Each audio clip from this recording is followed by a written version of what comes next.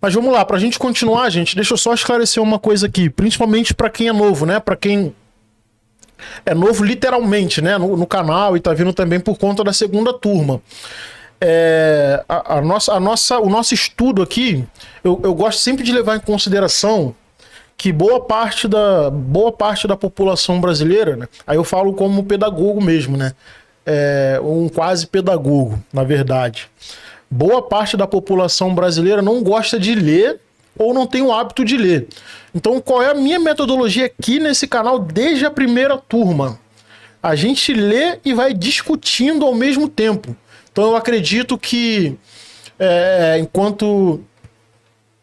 Ó, tem gente dizendo que tá pausado, eu não tô entendendo não, gente. Pausou no minuto 7. Ó, eu vou seguir porque tem gente falando que tá normal. Eu acho que é alguma estabilidade de internet, mas vamos lá. Como muita gente não tem o hábito de ler e não gosta de ler, eu trago essa metodologia da leitura aqui para incentivar a leitura, porque é importante, e também garantir que as pessoas tenham acesso ao texto, pelo menos.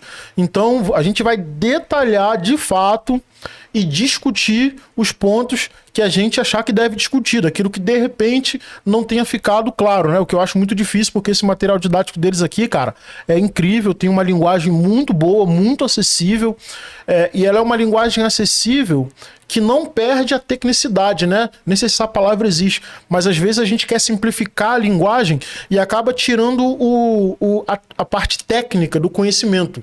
E eu acho que quem construiu os e-books aqui, cara, o material didático do curso, conseguiu simplificar e ao mesmo tempo manter ali a qualidade técnica do texto, da informação. Então a gente vai seguir, quando for necessário a gente para e segue. Vamos lá. Qual a importância... Esse daqui vai começar a falar sobre valores humanos, beleza? É o tópico 1 do e-book principal da disciplina, que vai nos ajudar a responder o fórum e ajudar a responder também a atividade avaliativa e a atividade lá digital, eu sempre esqueço o nome lá, interativa, aula interativa. Vamos lá.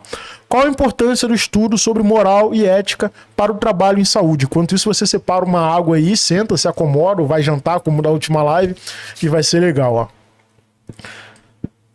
Normalmente vai ter um diálogo, né, de um agente de saúde aqui, através das figuras. Isso nos remete a muitas reflexões, não é mesmo? A ética e a moral são conceitos filosóficos que buscam compreender os valores que permeiam e organizam as relações sociais dos grupos humanos. Que foi aquilo que eu falei aqui alguns minutos atrás, né? A nossa construção social, tudo, as pessoas com quem a gente convive, as coisas com quem a gente aprende, tanto sozinhos quanto em grupo, nos lugares que a gente passa, constrói na gente um valor moral. Normalmente quem mais se destaca nessa construção dentro da gente é a religião, né?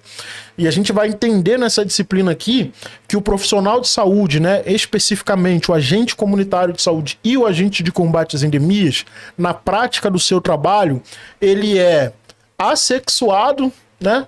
Isso é na prática do trabalho, tá? Eu sei que vocês estão entendendo o que eu tô querendo dizer. Ele não tem religião, ele não leva em consideração, aqui, entre aspas, a raça, a etnia, né? O gênero das pessoas. E por que eu tô falando isso? Porque quando a gente vai abordar alguma situação com o usuário, seja ele qual for, a gente precisa se despir de todos os nossos preconceitos. Na verdade, a gente precisa se despir de todos os nossos preconceitos para a vida, né? Mas como a gente está falando enquanto profissionais aqui, abordando um curso técnico, eu vou me limitar a se despir de todos os preconceitos no momento da atuação do trabalho. Então é muito importante que a gente respeite todo e qualquer ser humano que chegue diante da gente, seja para passar alguma informação ou para receber alguma informação no que diz respeito à saúde. Então é importantíssimo e isso faz parte da moral. E aí, quando eu falo que a religião, principalmente, ela tem o poder de nos moldar muito mais do que outras coisas, né? Porque a nossa relação com a vida e com as pessoas é transitória. Então, por exemplo, a gente passa... Isso aqui está dentro do contexto da aula, tá bom, gente? A nossa relação com as pessoas é transitória. Então, você está num trabalho hoje, amanhã você não está mais, né? Você pode ficar 15 anos no trabalho, 20 anos, mas a sua vida tem 70, tem 80, então você sai do trabalho, vai para outro, você conhece pessoas, você desfaz amizades, relacionamentos amorosos, famílias se dividem, tudo isso pode acontecer ao longo da vida e tudo isso é transitório, mas normalmente a religião não. Normalmente a religião é algo que a gente carrega para o resto da vida. Normalmente é assim. Algumas pessoas têm contato com a religião desde o nascimento, outras têm contato com a religião na metade da sua vida, na juventude e tal, mas a religião normalmente é a que mais mexe com a nossa moral e constrói a partir daqueles dogmas, né, da religião essa questão de como a gente vai ver a vida e ver as pessoas. Mas enquanto agentes comunitários de saúde e agentes de combate às endemias, é importantíssimo que você entenda que você precisa se despir de todos os seus preconceitos. Primeiro, porque você é profissional. Segundo, porque você pode, inclusive, receber um processo administrativo que, com toda certeza, vai culminar na sua exoneração, para quem é estatutário, ou na sua demissão, para quem é CLT, contrato temporário. Né? Então, é importante focar nisso, quer dizer, prestar atenção nisso. Então, vamos conversar um pouco mais sobre isso. A filosofia é uma área do conhecimento que busca refletir sobre questões fundamentais da vida, para as quais muitas vezes não existe uma resposta certa, mas diferentes compreensões a respeito do que está sendo pensado. Os exercícios filosóficos são normalmente procedidos por algumas perguntas como: qual o sentido da vida, né? Para quem usa a inteligência artificial, eu descobri essa semana que o ChatGPT, que é uma inteligência artificial que eu gosto muito de usar, me auxilia bastante. A pergunta que as pessoas mais fazem no ChatGPT desde que ele foi lançado é: qual o sentido da vida? Eu me surpreendi, porque eu achei que as pessoas usavam o ChatGPT para perguntar sobre trabalhos, tirar dúvidas. Não, as pessoas querem saber qual o sentido da vida. Então, todos nós temos um pouco dessa questão filosófica de querer entender que lugar é esse maluco que a gente tá, que a vida é injusta, que quem é violento se dá bem, quem é pacífico se dá mal, né? Qual o sentido da vida? Será que tem vida após a morte, né? Isso aí são coisas que vão nos construindo ao longo da nossa vida.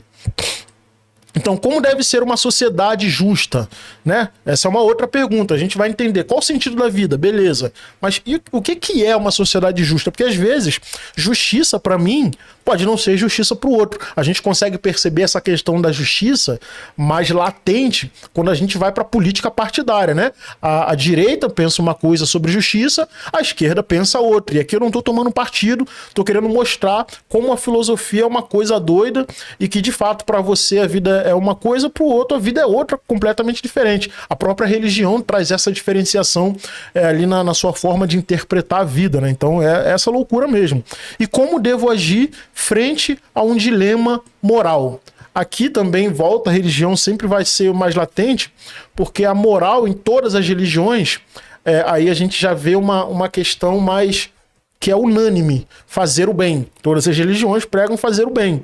Mas a gente tem pessoas que não são adeptas a religião nenhuma. E que não necessariamente elas não vão fazer o bem só porque elas não têm religião. Pelo contrário, tem pessoas maravilhosas, muito boas, que não se adequam a nenhuma religião ou que até são ateístas, né? Mas a questão da moral, ela pode ser em algum momento vista como algo banal.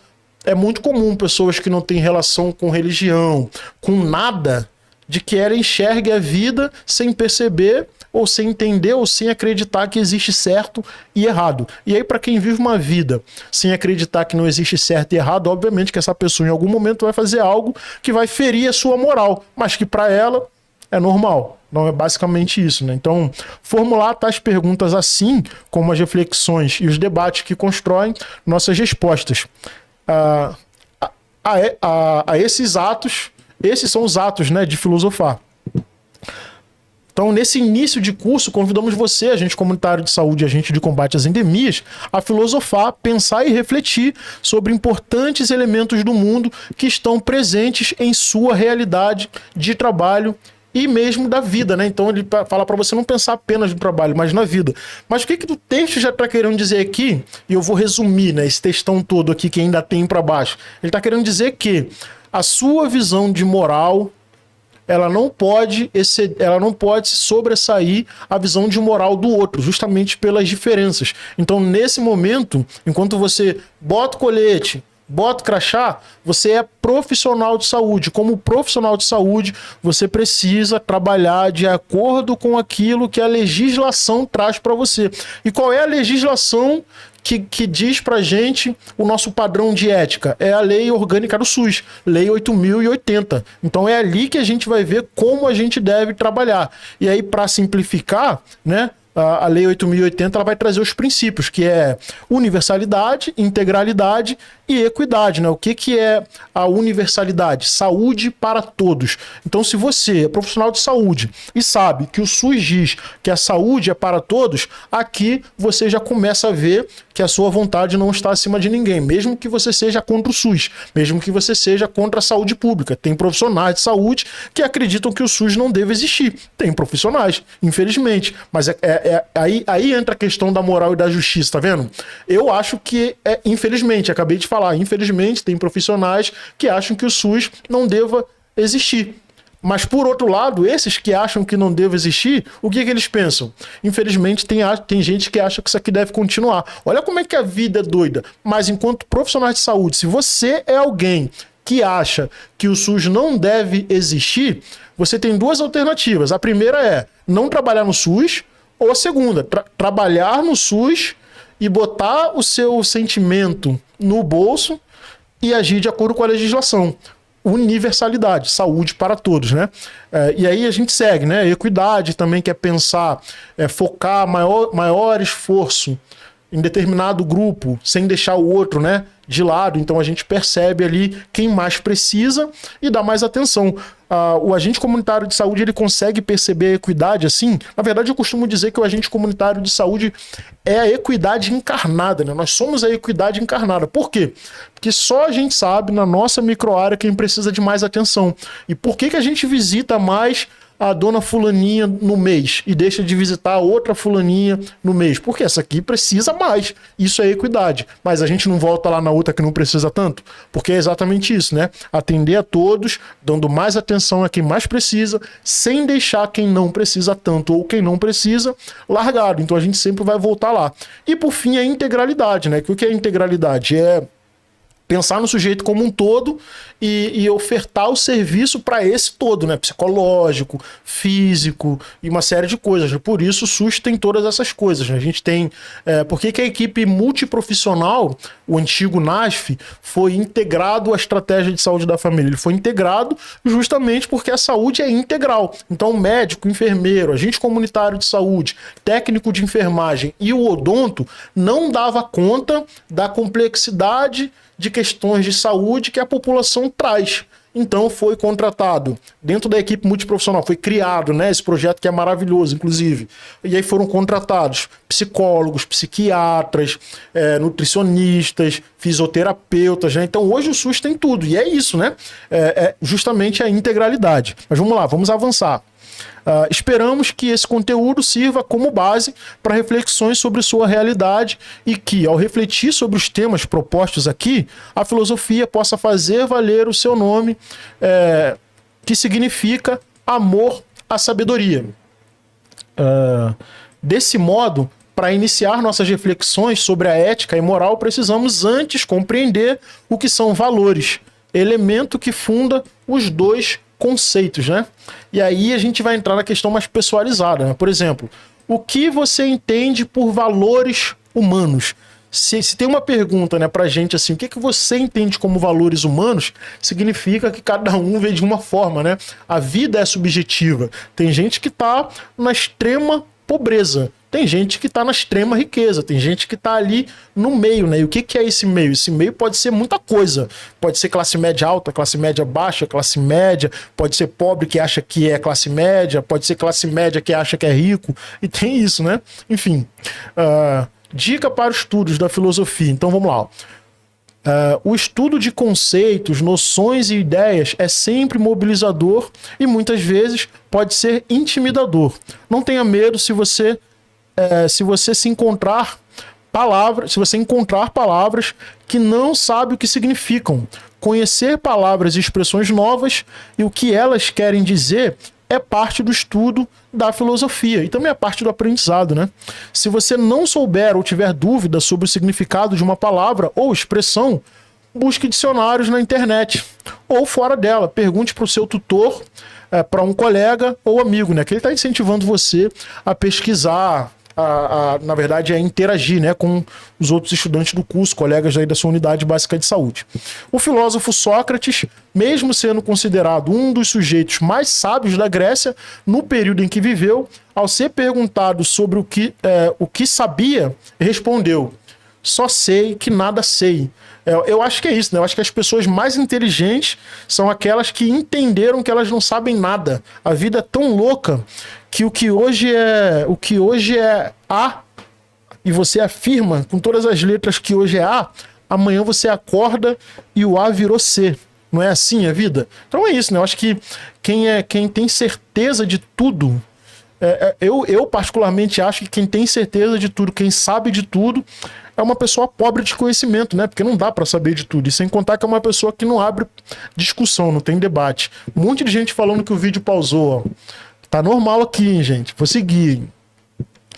Todas as nossas ações como seres humanos têm como fundamento algum valor que introjetamos como nosso. E aí, lembra que eu falei que as nossas relações, né, todas as nossas relações da vida nos ajudam a moldar o nosso valor? Porém, tem coisas que é nosso. Aí tem coisas que é pessoal mesmo, que você construiu, sabe lá como, mas você tem. Aquilo que você pode dizer assim, isso daqui ninguém me ensinou, a vida me ensinou, né? As pancadas que eu levei e tal, enfim. Mesmo sem percebermos, esses valores atuam nas maneiras como nos relacionamos com as coisas que produzimos, em nosso trabalho, nas formas como interagimos com as outras pessoas e até mesmo nas leis que existem em nossa cidade ou em nossa sociedade. Todas essas criações humanas são reflexos de valores construídos e modificados ao longo da história de formas diferentes por diferentes sociedades, né? Fora que ainda tem essa construção que é a construção, por exemplo, eu sou carioca, né, do Rio de Janeiro, município do Rio de Janeiro. Então tem a construção do carioca, tem a construção daquele que é da Baixada Fluminense, tem a construção de quem é nascido em São Gonçalo, a construção de quem nasceu no Amapá. Ainda tem essa coisa que é a cultura local, né, que também vai mexer com a gente. A gente aqui no Rio de Janeiro é uma eterna briga com o paulista para saber o que é, qual é o certo. É bolacha ou é biscoito? Eu acho que desnecessária essa discussão, porque é óbvio que o certo é biscoito. Mas é para você ver como é que é a questão cultural, né? E aí tem gente que vai falar que não é de São Paulo e nem do Rio, vai falar assim, Léo, é biscoito mesmo. Só que a pessoa vai me questionar porque ela vai falar assim, não é biscoito, eu sou carioca, né? Carioca bota o X. Não é, Léo, é biscoito. Então, assim, a cultura também diferencia, né? Faz parte dessa construção nossa. Então aqui, tá vendo? Ó? Aqui são duas pessoas, não sei se vocês conseguem visualizar bem, mas são uma silhueta com duas pessoas.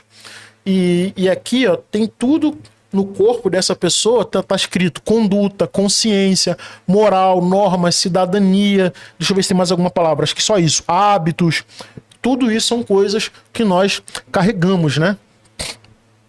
Então, os valores que entendemos como nossos foram transmitidos pela sociedade em que vivemos, no período de tempo em que vivemos, e muitas vezes nós não percebemos a força que elas possuem no direcionamento de nossas ações, pensamentos e julgamentos. Quer ver um exemplo disso? De como a gente acaba não percebendo essas construções doidas que a gente tem.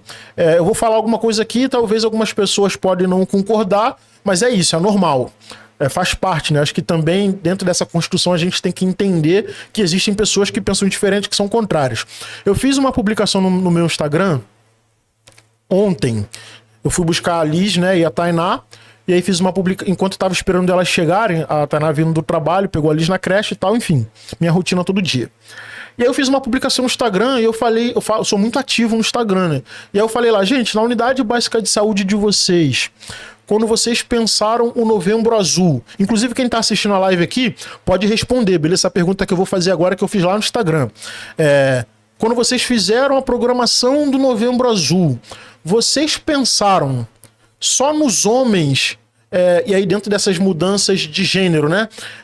Vocês pensaram só nos homens héteros? Ou vocês também pensaram que homens trans também adquirem câncer de próstata? Por quê?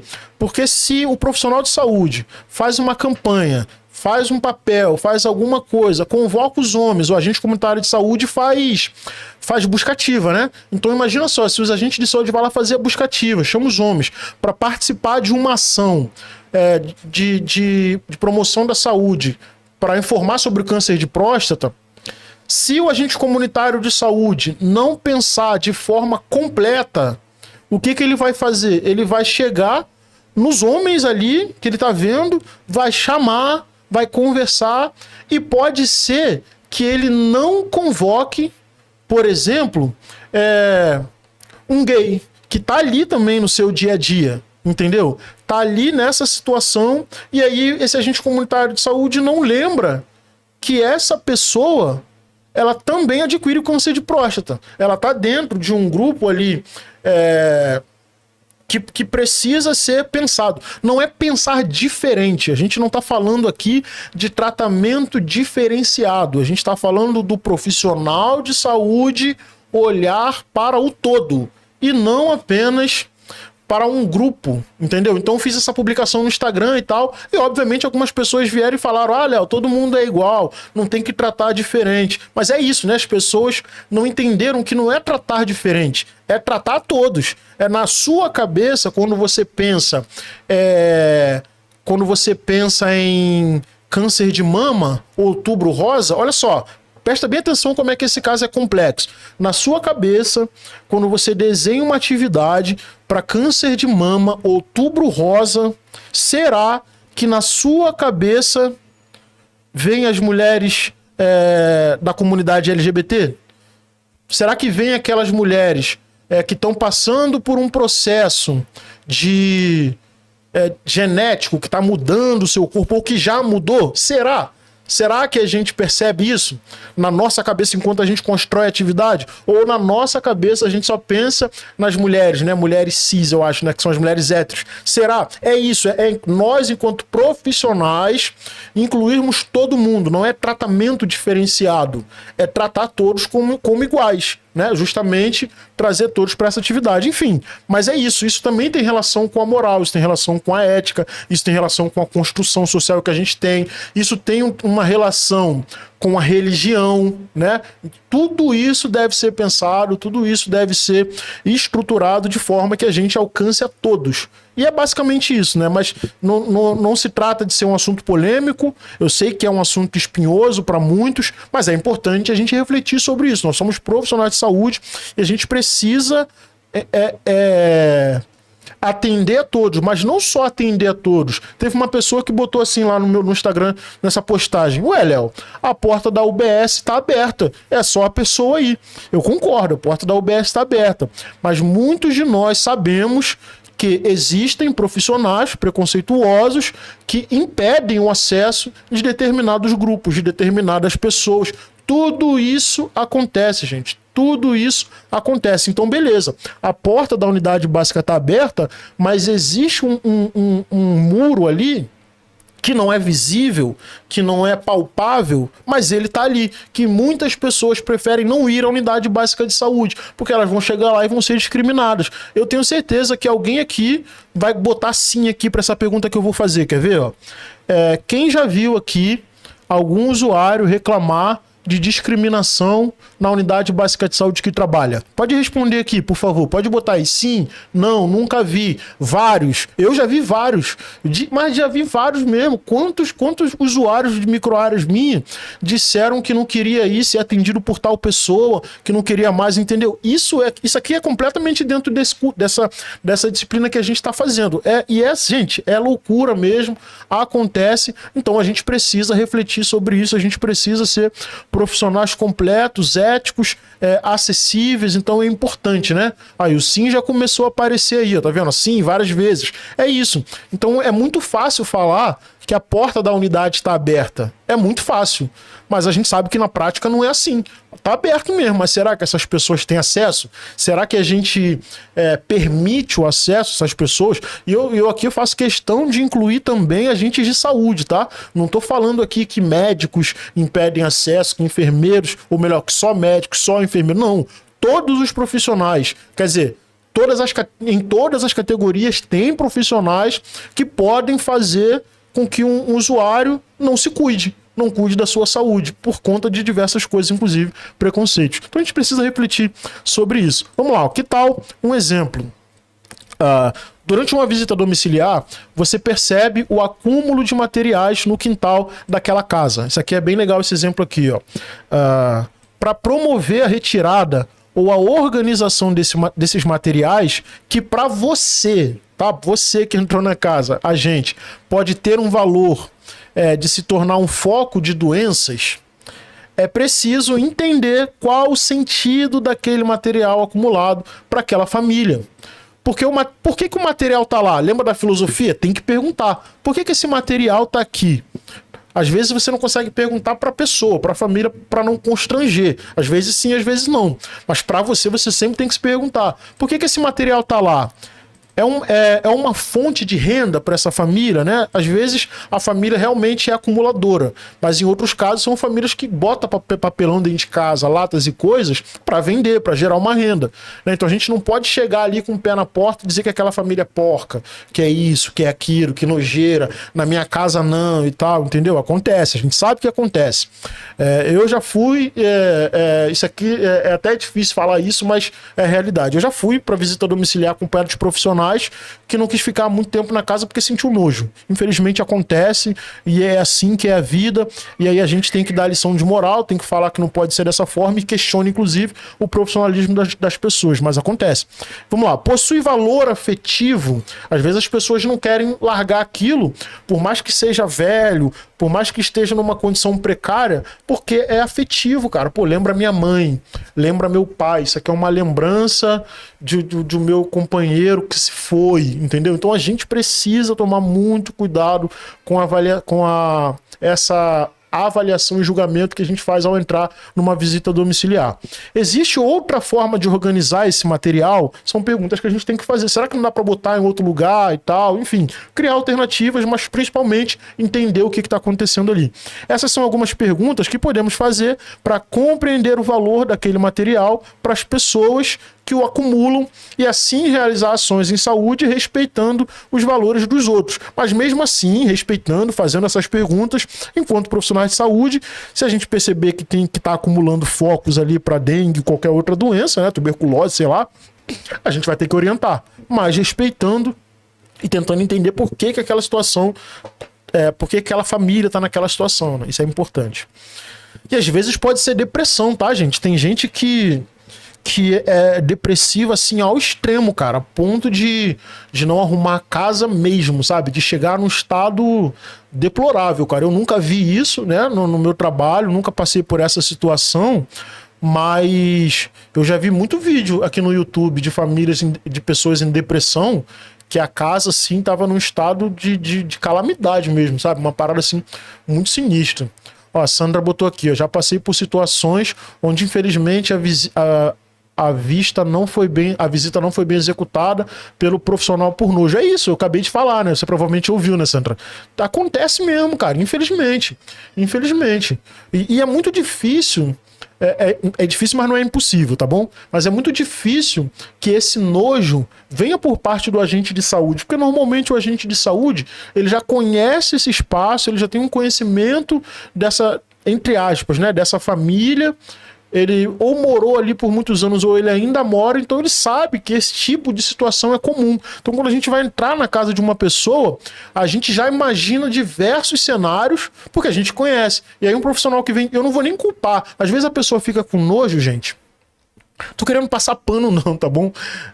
Passar pano pra ninguém não, mas às vezes a pessoa fica com nojo porque não é a realidade dela. Tem gente que é classe média alta, cara, assim, ó, que, pô, nunca passou por dificuldade, super limpo em casa, comida boa, dinheiro para tudo. Aí de repente a pessoa faz uma faculdade, cai no SUS, e cair no SUS, meu irmão, o SUS é guerrilha, vocês sabem disso, é guerra todo dia. Aí a pessoa cai no SUS, vai para a unidade básica de saúde, trabalhar numa favela, quando ela tem ela fica tão impactada que tem gente que nem aguenta trabalhar, sai. Eu acredito que vocês aqui já devam ter visto algum profissional que chegou e saiu rápido. Talvez ninguém tenha explicado. Esse pode ser um dos motivos. Eu já vi profissional que chegou na unidade básica de saúde, que na primeira semana teve troca de tiro, aquele furdunço na favela, na semana seguinte o profissional pediu demissão, não ficou. São pessoas que não estão adaptadas a essa realidade, que para elas se deparar com essa realidade é uma parada assim absurda, que machuca. Agora, é claro, tem gente que realmente é mau caráter mesmo, tem nojo, é preconceituoso, infelizmente acontece. Mas vamos lá. Explorando ideias, você já parou para pensar quais são os seus valores e como eles se modificaram no transcorrer da sua vida? Que ele está perguntando, né, de coisas que você acreditava e agora você não acredita mais, ou que você até acredita, mas acredita com ressalvas, né? Comportamentos que você tinha e que agora não tem mais. Sei lá, mudou para melhor, mudou para pior. Você já fez essa reflexão sobre a sua vida? Basicamente é isso, né? Então podemos dizer que os valores são os significados que as pessoas atribuem tanto às coisas e às ações que são humanas, como aquelas que são da natureza. Diferentes grupos humanos que têm diferentes culturas e histórias podem atribuir valores diferentes às mesmas coisas, o que leva as sociedades a agirem de forma diferente frente a elementos naturais ou sociais semelhantes.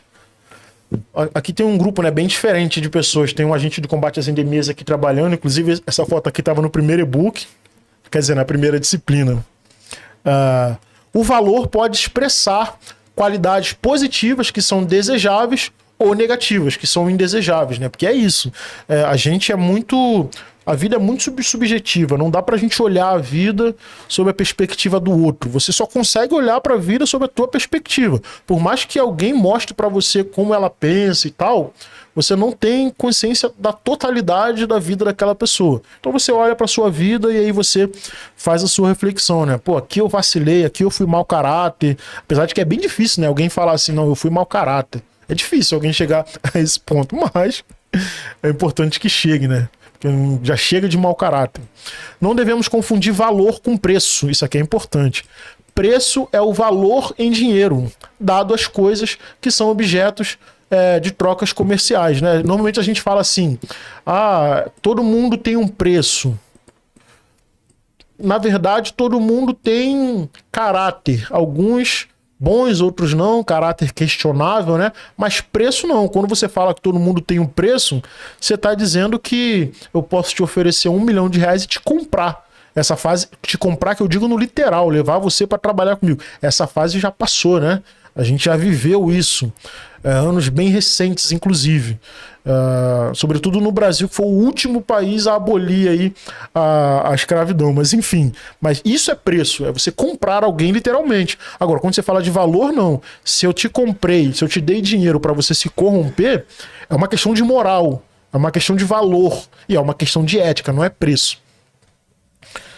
Diferentes culturas atribuem valores distintos às coisas, pois os valores de uma sociedade foram construídos ao longo do tempo pela experiência e vida de muitas gerações. Isso aqui é uma referência, né, de um autor, Porto Gonçalves, escreveu o texto lá em 2015. Partindo dos valores construídos por suas sociedades e comunidades, os grupos humanos criaram normas para a convivência pacífica entre seus membros e com o seu ambiente. Aqui a gente está falando de leis, né? Normas e leis. E que as leis que se aplicam num lugar não necessariamente se aplicam em outro. Atribuindo sentido às ações humanas, fomos dando valor aos comportamentos humanos e assim as diferentes comunidades de pessoas criaram regras baseadas nesse sistema de valores para dizer quais atitudes são aceitáveis e quais não são dentro dos grupos e das sociedades. Então, às vezes, a pessoa tem um pensamento que na cabeça dela ela pode fazer determinada coisa, mas ela vive num constante conflito, porque na cabeça dela o seu valor diz que pode fazer, mas a lei, a Constituição diz que não. Então ela não pode fazer aquilo que ela acha que pode fazer, porque se ela fizer, ela vai presa, vai sofrer alguma sanção. Então tem essas questões, né? Então a lei, ela foi importante para isso, porque sem a presença da lei, as pessoas fazem o que querem. Se a vida fosse dessa forma, né, nessa anarquia maluca, provavelmente nenhum de nós estaríamos vivos, né? A gente consegue acabar com o planeta tendo regras, imagina sem regras, né? Eu teria acabado há muito tempo. Essas regras de convivência foram chamadas pelos filósofos ocidentais de moral e estão presentes em todas as culturas. Eu vou avançar aqui porque ele vai repetir um pouco do que a gente já falou. Antes da criação do Sistema Único de Saúde, o acesso aos serviços públicos de saúde era seletivo e diferenciado entre os trabalhadores que possuíam vínculo de trabalho com a carteira assinada e aqueles que não tinham. Quem aqui é da época do INPS? Tá falando exatamente sobre isso daqui, ó. O INPS é anterior, né, ao SUS. E aí quem tinha, não existia saúde para todos naquele período. O que tinha era militares, políticos. Eu acho que tinha mais um grupo, né? Militares, políticos e trabalhadores de carteira assinada poderiam acessar o serviço de saúde gratuitamente. E quem não tinha carteira assinada, quem era desempregado, né?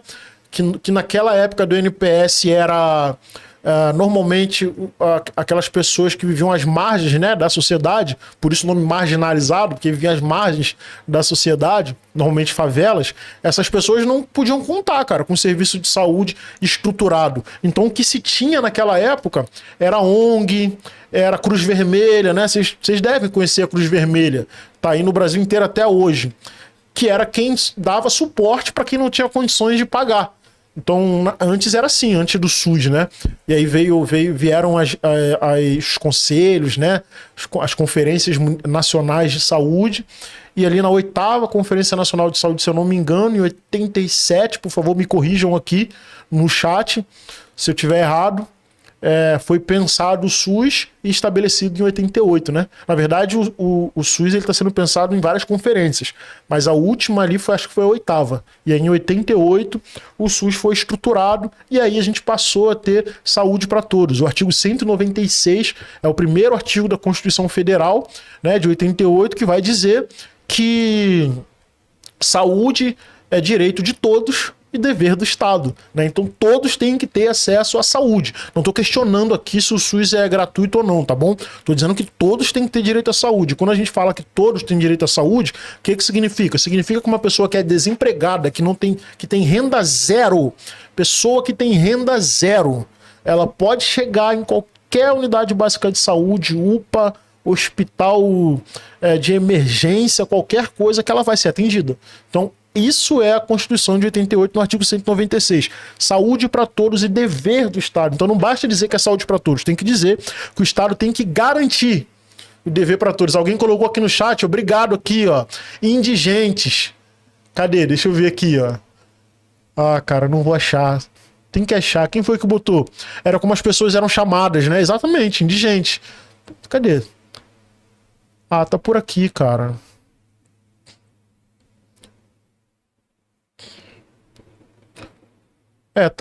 Mas enfim, alguém botou aqui que lembrou, né, dessa época lá do INPS. Mas enfim, vamos avançar aqui, gente. Vamos continuar aqui. Abri água pra beber e não bebi. Deixa eu beber aqui, rapidinho.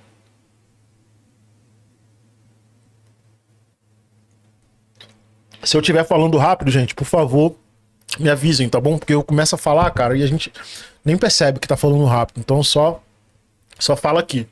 Um período péssimo mesmo, Maria. Eu tive algumas conversas com meu pai, né? Meu pai, Joycelane botou aqui, indigente. Obrigado por lembrar. Eu tive algumas conversas com meu pai, né? Meu pai foi militar no período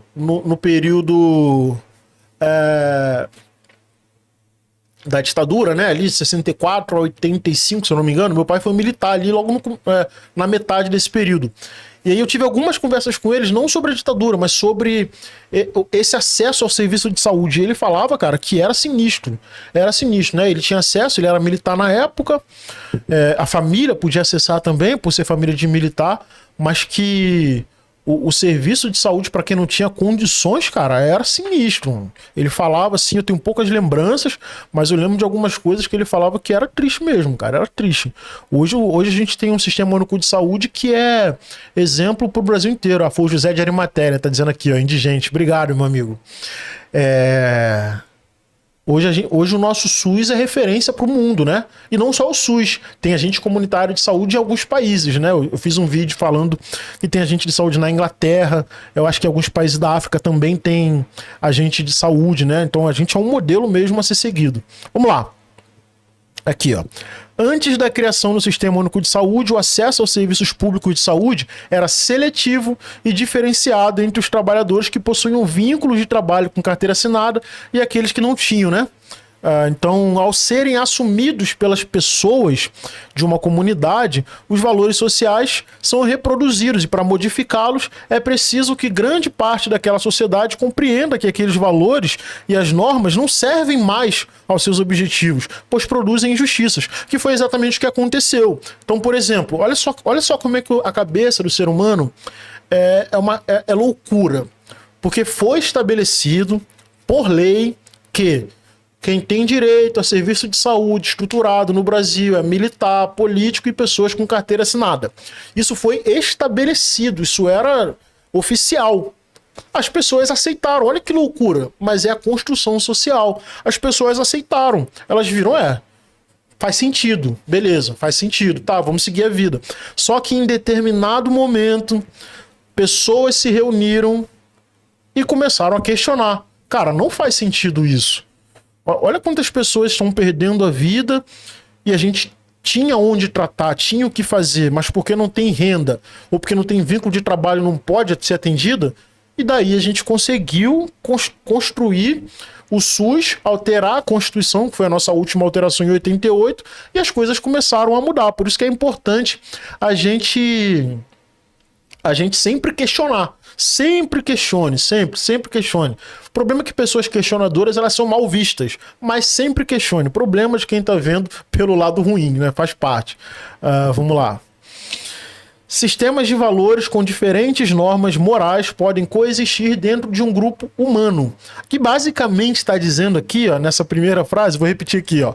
Sistema de valores com diferentes normas morais podem coexistir dentro de um grupo humano. Por exemplo, a gente está vivendo aqui no Brasil essa loucura política que a gente está vivendo nos últimos anos e as pessoas estão coexistindo. Beleza, tem as diferenças, tem uma briguinha de vez em quando, sou de direita, sou de esquerda, sou Flamengo, quer dizer, Flamengo e Vasco já passou, né? Não tem mais briga por conta disso, mas a gente consegue coexistir com as diferenças e é importante que a gente consiga, né? Isso acontece porque as instituições que transmitem esses valores, como a família, as religiões e o Estado, buscam sempre manter seus valores e suas regras de convivência. Apesar das diferenças, a gente tem regras de convivência. Quais são as nossas regras de convivência no Brasil? As leis. Podemos questionar as leis? Podemos questionar as leis, mas elas existem. Vou descer aqui. Aqui, ó. Mas também não paramos por aí. O agente, em seu trabalho, precisa compreender os valores do outro e não deve emitir julgamentos, né? Aqui eu vou pular essa parte do e-book, porque a gente está falando isso aqui o tempo todo, né? Essa troca que a gente está tendo aqui, que eu paro, converso e tal, é justamente tudo que está aqui nesse e-book. Então, como ele já fala, né? Aqui tá bem claro, ó, os agentes de saúde, em seu trabalho, precisa compreender os valores do outro e não emitir julgamentos. Porque é isso, né? Cara, começou o expediente, você é trabalhador. Não é que você vai esquecer a sua religião, não é que você vai esquecer a sua ideologia política, não é isso. A questão é, a sua religião, a sua ideologia política, a sua forma de ver o mundo não pode de forma nenhuma se sobrepor ao seu profissionalismo. Você tem normas a seguir, respeite as normas. É o que todo mundo fala. Se você está num lugar que você não concorda, mas tem normas, você tem que sair desse lugar. Porque se você permanecer ali, respeite o que está sendo, o que é normatizado. E é importante, né? O profissional de saúde ele tem que entender isso, não só o profissional de saúde, a pessoa, o ser humano. Cara, eu quero ser de direita, eu sou de direita, não interessa. Tá, mas eu tenho que ter convivência com as pessoas. Eu sou de esquerda, bababá. Eu tenho que conviver com as pessoas, porque é a minha escolha, não é a escolha do outro. o máximo que eu posso fazer é escolher com quem eu vou andar. Aí beleza, eu vou procurar pessoas que pensam igual a mim, para eu não ter divergência e não brigar todo dia, porque só doido mesmo vai brigar todo dia, né? A pessoa que briga todo dia por conta dos seus ideais é uma pessoa que não sabe se colocar no mundo. Procura os seus iguais, pô, pelo menos então, porque você vai ter menos estresse. Mudando um pouco de assunto. Em nossa história recente, tivemos alguns fatos que transformaram a compreensão global dos valores humanos. No século XX, o processo de globalização, as guerras, o aumento da velocidade da comunicação e o nascimento dos estados modernos criaram as condições para o surgimento de valores comuns a todos os seres humanos. Você já deve ter ouvido falar na Declaração Universal dos Direitos Humanos, como um marco civilizatório. Então vamos conversar um pouco sobre essa história. Aqui a questão dos direitos humanos, que muita gente também nega conversar sobre isso porque leva para o lado político, partidário, e não é por aí. Se não fosse, vou falar de saúde, tá bom? Se não fosse os direitos humanos e a sua construção, até hoje nós teríamos seres humanos de um lugar específico do nosso mundo, que é a África, sendo usados como cobaia para vacinas, para medicamentos. Se não houvesse direitos humanos, se não houvesse uma discussão, até hoje as coisas seriam da forma que são. Então os direitos humanos eles vêm para, de fato, trazer direitos às pessoas, né? Até onde a saúde pode ir? Será que a gente pode sair por aí absurdamente produzindo e testando em pessoas sem elas terem o direito de dizer que não quero, né? Tanto que hoje eu trabalhei 6 anos com pesquisa clínica na Fiocruz, né? Aqui no Rio de Janeiro, na sede, né? Onde tem um palácio e tal. Eu trabalhei 6 anos com pesquisa clínica e era para produção de uma vacina. E eu comecei trabalhando na equipe de campo. E a gente tinha o TCLE, né? Que é o Termo de Consentimento Livre Esclarecido. O que a gente tinha que fazer com as pessoas que queriam participar do estudo? A gente tinha que chegar, conversar com elas qual era o estudo, elas eram voluntárias, a gente lia com ela o TCLE, que é o termo de consentimento, e ali dizia o que é o estudo, para que serve, por quanto tempo a pessoa vai ser acompanhada. Depois que ela tinha consciência do que era aquilo, o que estava acontecendo e por que a gente estava ali, aí ela decidia. E é assim hoje. Ela decide, quero participar. Ou ela simplesmente diz não e nem assina nada. E assim a gente seguia o nosso trabalho. Mas é isso, né? Isso é uma construção de direitos humanos, é uma construção da sociedade que teve que rever alguns comportamentos. Antes não era dessa forma. Antes a pessoa entrava na sua casa, te pegava pelo braço, te botava numa sala, te amarrava, aplicava o que tinha que aplicar, e se você sobrevivesse, eles aplicavam no restante da sociedade. Se você não sobrevivesse, pegava outro, mudava a fórmula, amarrava, botava na mesa, vacinava, era assim, né? Então, esse é um marco civilizatório de fato, né? Os direitos humanos, essa coisa da pesquisa clínica, mas especificamente, né, para quem quiser estudar, conhecer essa mudança, é o Código de Nuremberg. Então, se pesquisar lá Código de Nuremberg no Google, você vai ver toda essa mudança da pesquisa clínica no mundo, né? E é um marco assim para a saúde no mundo. Mas vamos lá. Aqui, ó. A criação dos valores e direitos comuns para todos os seres humanos. Após a Segunda Guerra Mundial, com o fim do Holocausto provocado pelo regime nazista, e nem podia falar essa palavra porque o YouTube corta, o YouTube derruba lá, e vocês sabiam disso? Tem palavras que não pode falar no YouTube. Essa daqui, ó, é uma palavra, não pode falar mesmo. E com o início do processo de globalização, diversos líderes mundiais perceberam a necessidade de construir valores que fossem comuns a todos os seres humanos e entidades que pudessem garantir que as atrocidades cometidas naquele período não aconteçam novamente. Né? Basicamente é o que a gente acabou de falar aqui. A sociedade ela vai refletindo e vai ver que o que antes valia agora já não vale mais. E às vezes não é só o que antes não valia, porque tinha coisas que valia que estava tudo bem, mas tem coisas que valia que fazia mal. Então a gente vai evoluindo, né, ao longo da vida. Na verdade não é nem evoluir. Eu fui 15 dias atrás eu fui com a minha tia é professora do município aqui do Rio de Janeiro, a gente foi para a palestra do Mário Sérgio Cortella. Isso aqui é só um parêntese aqui, tá bom? Porque eu falei que o ser humano evolui, né? E aí eu fui para a palestra do Mário Sérgio Cortella, que é um grande filósofo, né, e professor também que a gente tem no Brasil. E eu há muito tempo queria assistir uma palestra dele, eu gosto muito dele, muito mesmo. E aí fui, na Barra da Tijuca aqui no Rio de Janeiro.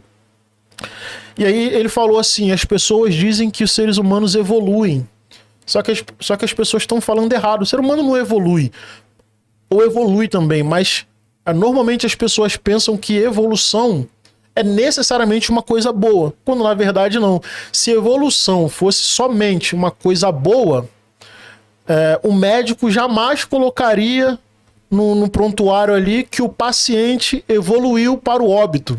Cara, aquilo ali ficou na minha cabeça e faz sentido, né? Então nem sempre a evolução é uma coisa boa. Então o que ele falou, qual o certo que a gente deve usar? O ser humano não está em constante evolução, o ser humano está em constante mudança. A mudança sim faz sentido com isso que a gente quer dizer quando a gente diz evolução. Eu gostei muito, mas vamos lá. Isso aqui foi só um parêntese aqui, cara. Por isso eu gosto do Cortella, cara, um cara inteligentíssimo. Nesse período surgiram a Organização das Nações Unidas, a ONU, a Organização Mundial de Saúde, que é a OMS, como organizações compostas por diversos países para promover os valores expressos pela Declaração Universal dos Direitos Humanos. Então aqui tem as Nações Unidas, né? E a e a OMS. Segundo os direitos humanos, todas as pessoas nascem livres e iguais em dignidade e em direitos, sem nenhuma distinção de raça, de cor, de sexo, língua, religião, opinião política, de origem nacional ou social, de fortuna, de nascimento ou de qualquer outra situação. A Declaração Universal dos Direitos Humanos inclui o direito à vida, à liberdade e à segurança pessoal, afirmando que ninguém deve ser mantido em escravatura ou em servidão. Ela afirma que todos são iguais perante a lei, que a gente sabe que não é, né? Isso aqui, todos são iguais perante a lei, será? Que possuem liberdade de pensamento, de consciência, de religião, além de direito a um nível de vida que assegure a si e a sua família saúde e bem-estar, estando estes ligados ao acesso à alimentação, ao vestuário, à moradia, à assistência à saúde, aos serviços sociais que dão segurança no desemprego, na doença, na invalidez, na viuvez, na velhice e em outros casos de perda de meios de subsistência por circunstâncias independentes da sua vontade. Então, gente, essa carta aqui dos direitos humanos, ela justifica, por exemplo, muitos programas sociais que a gente tem no Brasil, né? Então, por exemplo, o Bolsa Família, que muita gente questiona, né? E acho que são questionamentos que são válidos, tem que questionar mesmo. Por quê? Por que é dessa forma? Por que é constante? Por que não tem uma pausa? Por que não incentiva a voltar para a escola? Por quê? Por que é só dar? A gente tem que questionar mesmo. Mas agora esquece o questionamento e vamos pensar só no Bolsa Família. Esquece ideologia, tira toda o seu achismo com relação ao programa e pensa apenas em Bolsa Família. Por que ele existe? O Bolsa Família existe porque existe uma questão dos direitos humanos que diz isso daqui, ó. Olha só. Cadê? A gente acabou de ler aqui, ó. Aos serviços sociais que dão segurança no desemprego. Então, é obrigação do Estado que, ao ver a população ou parte da população desempregada em dificuldade financeira, é obrigação do Estado criar meios para que essa família tenha o básico. Eu não estou falando de sustentar essa família, estou falando dessa família ter o básico. Então, como que o Estado vai pensar para essa família ter o básico? Diversos programas sociais que a gente teve e tem ao longo dos anos, ao longo da história do Brasil. O Bolsa Família é um deles. Deixa eu ver se eu lembro aqui. Eu sou péssimo com isso. Mas o CRAS, por exemplo, o CRAS é uma política do serviço social voltada para essas questões de pobreza, de diversas coisas. Um projeto que a gente tem agora, por exemplo, é mais recente, que foi criado, é o do absorvente. Muitas mulheres não têm condições de comprar e é uma questão que é recorrente, todo mês. Todo mês acontece aquilo ali. Então o Estado precisa, de alguma forma, ajudar a resolver esse problema, porque isso é um problema. Então ele criou isso.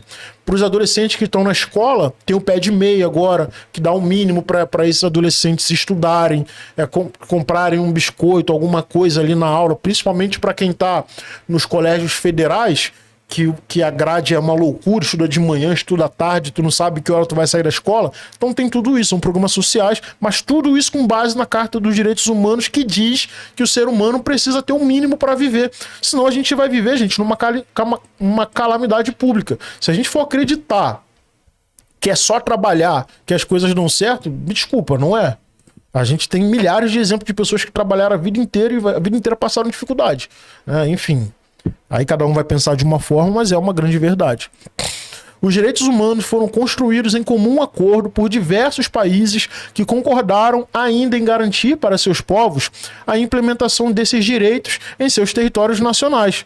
Então, ela foi traduzida para mais de 500 idiomas, servindo de inspiração para muitas constituições de países democráticos, incluindo o Brasil.